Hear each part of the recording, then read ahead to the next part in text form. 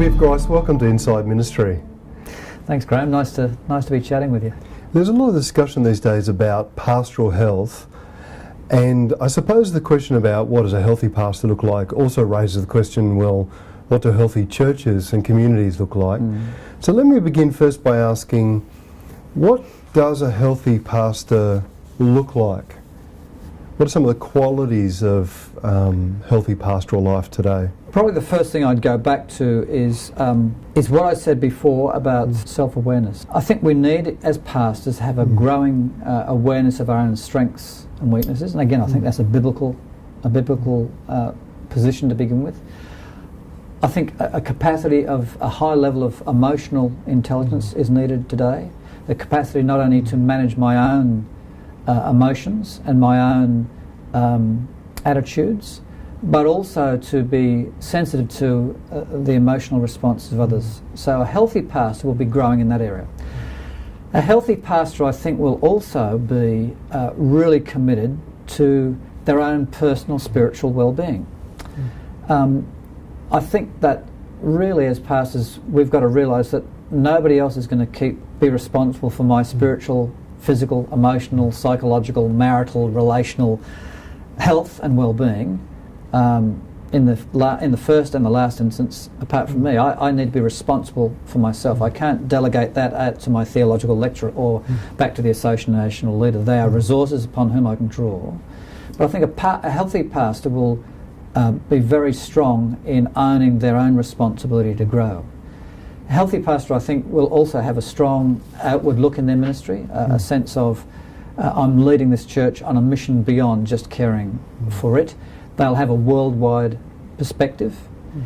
They will seek, at least in one or two areas, to stay abreast of theological, cultural change and development. We can't stay across everything in detail, but a healthy pastor, I think, will want to grow and have interests beyond the church. They'll have good, strong connections with non-Christian people, with those who are not yet believers. They'll have strong connections with their spouses and their families. They'll have strong connections with their friends, and they'll have a healthy network of relationships. So I guess there's a lot more we could say about healthy pastors, and there's no one model, but I think those are the sort of characteristics that I want to point to in terms of a healthy pastor. So we've talked about what healthy pastors look like, but healthy pastors reside within the context of healthy churches. So what are some of the qualities or characteristics of healthy churches today? Yeah, I think you're right, Graham. I think there's a sort of a bit of a symbiotic relationship between healthy churches and healthy pastors. Churches do stupid things, wrong things. Pastors do stupid things and wrong things. And so the more, I think, healthy that a leader of a congregation can be, the greater the chance that the church will be healthy. But on the other hand, if you've got a healthy church, it's more likely to enable us as pastors to grow and develop healthily. So for me, a healthy church is a church that is sort of on a trajectory upwards in certain areas, because people come and go in churches, don't they? But generally speaking, I'm looking for a trajectory in a church in a certain direction. I think it's a trajectory of increasing self-awareness, for example, of a church willing to look at itself and willing to self-critique, particularly in terms of how it connects with the wider community.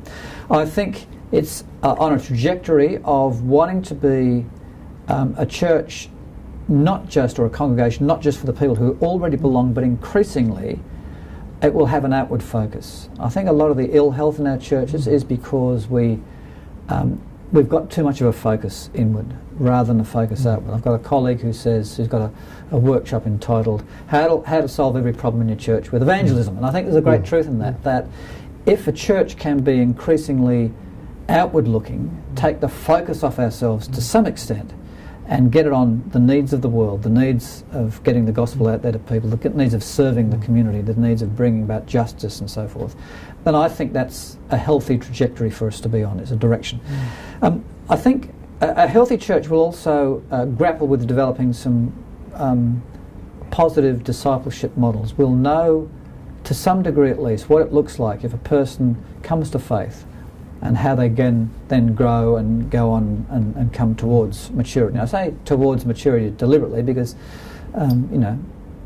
for the rest of life we'll be growing and struggling and falling backwards sometimes and going forwards, but it's a trajectory, so it's a direction in life more than an arrival point. I think it's a place where people can realistically be safe. Some of those listening may have read a book about the emotionally healthy church, being a place where a church nurtures people in such a way as that they can grow and flourish rather than be oppressive. And some churches can be oppressive places, but a place where people can be safe wherever they are on the spiritual spectrum, whether they are way down the other end and not even believing in God, to whether they've become a believer for many years. But a church where people are all across that spectrum, I think that's a sign of a healthy church. I think, to me, finally, a healthy church is a place where people can belong before they believe and behave. I think sometimes in the past we've got that round the wrong way. Perhaps when I was growing up as a kid, there was the expectation that if you got connected with the church, you'd have to behave a certain way, and then hopefully come to belief, and then you could belong. I think the emphasis needs to be around the other way, that people can feel safe wherever they are on the spiritual journey, that they can belong in some realistic measure, and hopefully over time come through a helpful discipleship process to believe, and then learn, like we're all learning, to behave in the way that Jesus wants us to behave. What is it that makes you passionate about pastoral ministry today? When you think back to the time when you were a pastor, and as you're engaging with pastors today, what do you love about pastoral ministry, and what makes you passionate about it? Well, I guess I'm passionate about it because I had some great models of pastors when I was converted. I came from a non-Christian, non-church going at least background, and was converted as a fairly young person, but had 3 or 4 terrific models in different ways of pastors who connected, cared, preached, communicated the gospel well, and largely modelled it in their lives. It was a transformative conversion experience for me, and one that I think pastors, certainly in the discipleship phase afterwards, or the post-conversion discipleship aspect, the pastors had a strong impact. So that's one reason why I'm passionate, because I had some great models. I think probably also my personality, I think I'm a people person. I think for me pastoral ministry is all about people. I believe that Jesus was all about people. And the most interesting things on earth are people. And I really think that making a difference in people's lives, particularly a spiritual difference where they connect with Christ, and that begins to open up the rest of their life, and to be able to have the privilege of playing some small part in that as a pastor is a great, it's a thrill. Now, I'm not saying that non-pastoral people who are not pastors can't have that privilege. They certainly can, and they play and they need to have a vital role in that. But if a person is called to pastoral ministry, the capacity to journey with people, the capacity the privileged role of trying to lead and inspire a local congregation, the privilege of working with people and seeing them grow, of having your own growth challenged, I think it's a wonderful privilege. I mean, there are certain days when I think, let's go and become a truck driver or go back to teaching or whatever it might be. But for me, it's been a real privilege, and it continues to be a real privilege even in the role that I'm in now. And I think it's because it's about people. It's about people growing in faith, connecting with Jesus, moving into community that can be so transformative, and which in the pastoral calling that God has given to certain people in the church is a great privilege to be able to carry out. So what really lit your fire when you were a pastor? So when you think back to a day that was a good day, what kind of things were happening during the day for you? Well, again, this probably goes back to my personality, mate. I guess it's a day where I felt like I connected with people, and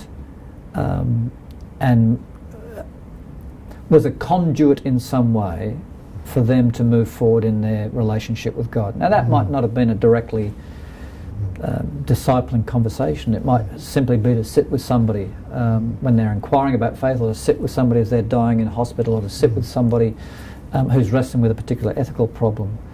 But to somehow trusting that the Spirit of God is with us in that scenario, to bring all the resources that I can to bear, of scripture, of training, of prayer, of whatever, to try and open up that person to whatever it is that God wants to say and do in their life at that moment. It might be an inching step towards conversion, or it might be simply encouraging them to keep on going. So if I had a day where if I had a week particularly where I didn't connect with people at a reasonably significant level, I felt like I wasn't really doing the pastoral role. I think in addition, particularly as I was leading a team at a local church, if I had a day where it was planning and brainstorming for some sort of significant event in the life of the church with other people, and particularly with some of the fantastic lay people we had in the church, who were creative, who were on the same page in terms of wanting to go somewhere, where we were working together as a team towards a common project. It might be an outreach project or something. That was another great day. And on the occasions where I felt that we preached a reasonable sermon, that was also a pretty good day as well. When you listen to pastors talk about pastoral ministry today, what's most commonly misunderstood about ministry? So do you ever hear pastors talking and you think to yourself, I think actually there's a misunderstanding about ministry going on today in certain circles of pastoral circles, and how would you talk about that misunderstanding? So I think perhaps one common misunderstanding, and I think maybe I had this early on when I was considering going into ministry, is that the key stuff that goes on in pastoral ministry goes on Sunday. I don't know that that's true. That's a little bit like when it goes really, really well, it's like the icing on the cake. If the cake's not got any substance under it, the icing won't last very long and it doesn't serve much of a useful purpose. But I think one of the misunderstandings is that everything revolves around the Sunday event. Now I happen to think the Sunday event, particularly good preaching and helpful worship and community engagement and so forth, is important, but I don't think that's the guts of what pastoral ministry is about. It's about leading and inspiring a bunch of people to go on with Jesus and to try and connect other people with Jesus. And a lot of that is done through the week. A lot of that is done one-to-one, or in small groups, or in leadership meetings, or in brainstorming for how you'll reach the community.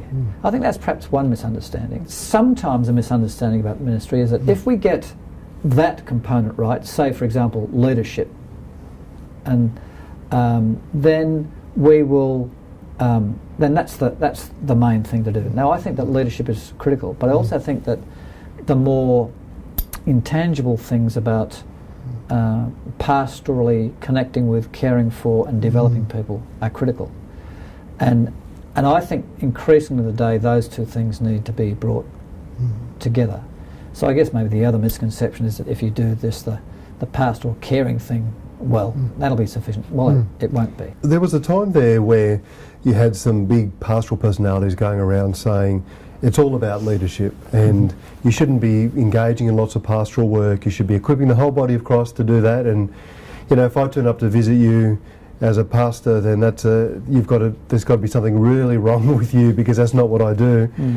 And I kind of got a sense for a while there that a lot of young pastors were getting the misconception that to be a great pastor was about being a leader, and to be an ordinary pastor was about pastoral care and visiting people. And so I feel like maybe that's not so much emphasised these days, but there was a time there when that kind of conversation was going on. I think you might be right, and please don't get me wrong, I mean I think we need both, don't we? I mean, but if we put ourselves in a position of being a person in a church or in a community, in a congregation, what I think that I would want to know is I'm led by somebody who's competent, who's seeking to be Christ-like, and is actually taking us somewhere, who's got a bit of a vision for the place, but also who cares for.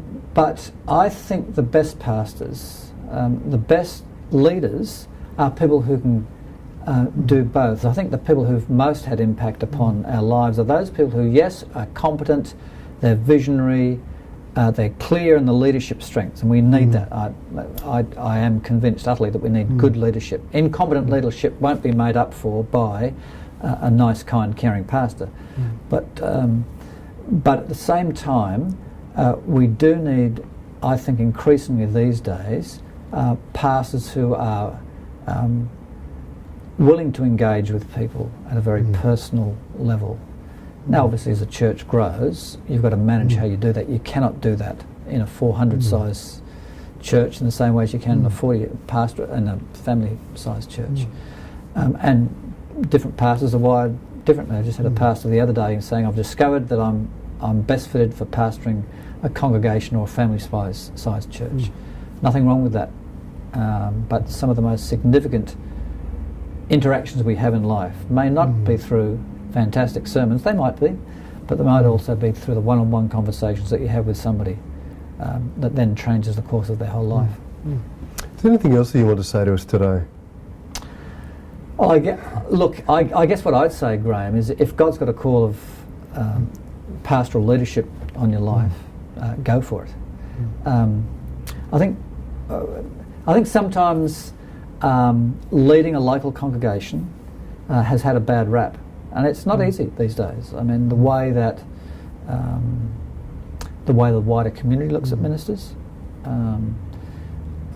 particularly in the light, say, of the stuff about sexual abuse in churches, the way that with the wider decline overall in the West of people just going to church because it was convenient or culturally appropriate, often pastors are held in fairly low esteem. So it's not going to be easy. But I guess I'd say that for me, and for anybody who really has a call of God on their life, is committed to following Jesus, cares for and likes people, and is willing to be willing to undergo really transformational life of growing in self-understanding and then wrestling with your own weaknesses and sins and so forth, and be also taken on a ride of growth and adventure in life, and who knows where God will take you. If you're open to that, then the pastoral ministry is for you. I think it's a wonderful experience. I wouldn't have swapped my journey for anything, and I'm glad that I'm still in pastoral ministry. Viv Grice, thanks for joining us at Inside Ministry. It's been a pleasure, mate. Thank you. The Global Church Project is located at www.theglobalchurchproject.com. On our website you'll find a wide range of interviews and resources for colleges, universities and churches. I look forward to your company next time. From me, goodbye.